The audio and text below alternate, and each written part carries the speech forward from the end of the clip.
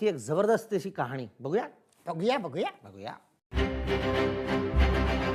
पारनेरमधल्या देसवडे गावात सध्या एका महिलेची दहशत पसरली आहे. शीतलताई ह्या तापड स्वभावाच्या थोड्या. गावात दबदबा आणि दबाव जास्त आहे.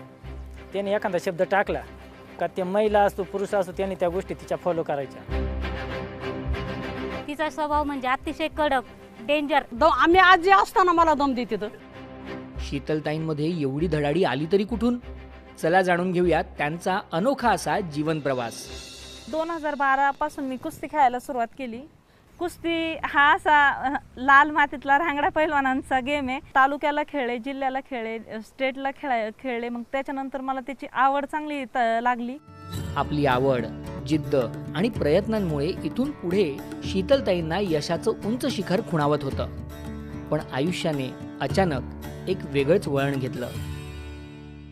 CRPFच्या ट्रेनिंग दरम्यान शीतलताईंचा अपघात झाला आणि त्यांच्या पायाला दुखापत झाली. जी नस होती ती चॉकअप असल्यामुळे ऑपरेशन करावं लागलं. त्याच्यानंतर मग मला कुस्ती खेळायला जमणारच नव्हती आणि जमली नाही. हृदयावर दगड ठेवून आपली स्वप्न बाजूला ठेवत शीतलताई लग्नानंतर शेती करू लागल्या. लग्नानंतर 5 वर्ष मी शेतातच काम केलं आणि मनात इच्छा होती की काहीतरी केलं पाहिजे आणि भविष्यात आपल्या हातून काहीतरी झालं पाहिजे. आणि मग साल 2024 मध्ये शीतलताईंच्या आयुष्यात पुन्हा एक नवं वळण आलं, ज्यानं सारं काही बदलून गेलं. गावात आला सत्यमेव जयते फार्मर कप आणि शीतलताई जाऊन पोहोचल्या ट्रेनिंगला बसलो. मी विलासराव शिंदेची फिल्म पाहिली, पण अशी ऊर्जा तयार झाली की मला घरी येताना अक्षरशः रडायला येत होती. तिथं सांगितलंय होतं की मी फार्मर कप आमच्या देसावड्यालाच नेणार या वर्षीचा. आयुष्याचं एक नवं ध्येय शीतलताईंना सापडलं.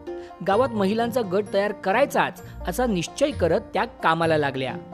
बचत गटातल्या महिलांची मला चांगली साथ भेटली आणि आम्ही गट शेतीला सुरुवात केली. स्वतःला पूर्णपणे झोकून देत अगदी शिस्तीने कुस्ती खेळावी अगदी तशाच पद्धतीने आज शीतलताई आपल्या टीममेट सोबत शेतकरी गटाचं काम पुढे नेत आहेत. स्पोर्ट्समध्ये डिसिप्लिन सगळ्यात महत्त्वाचं असतं. तर शिस्तप्रिय काम हे आमच्या गावात सुरू झालं. माझी शिस्त पहिल्यापासून होती आणि तीच मी त्या महिलांमध्ये उतरवण्याचा प्रयत्न केला. आमच्या गटात 14 सदस्य. एखादा सदस्य लेट झाला की त्याने लेट फी घेऊनच येणे आणि ते लेट फीचा उपयोग आम्ही नाश्त्यासाठी करतो. महिलांचा हा गट गावातल्या पुरुषांसाठी सुद्धा प्रेरणास्थान बनलाय.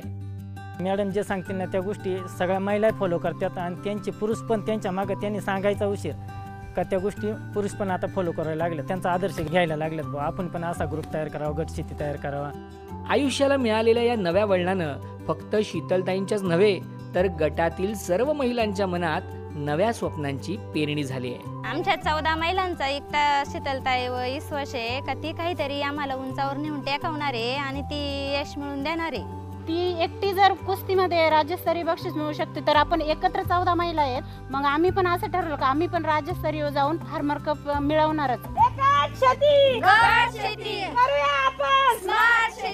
वा वा वा, जबरदस्त जबरदस्त.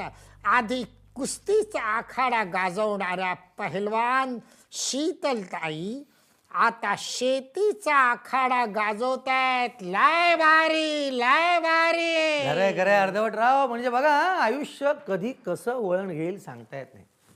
आज खोलवर दडून राहिलेल्या आशा, आकांक्षा, स्वप्न कधी कधी या वळणांवर मागे सुटून जातात. पण कधी कधी जुनीच स्वप्न एका नव्या वळणावर नव्या रूपात पुन्हा नव्यानं खुणावू लागतात.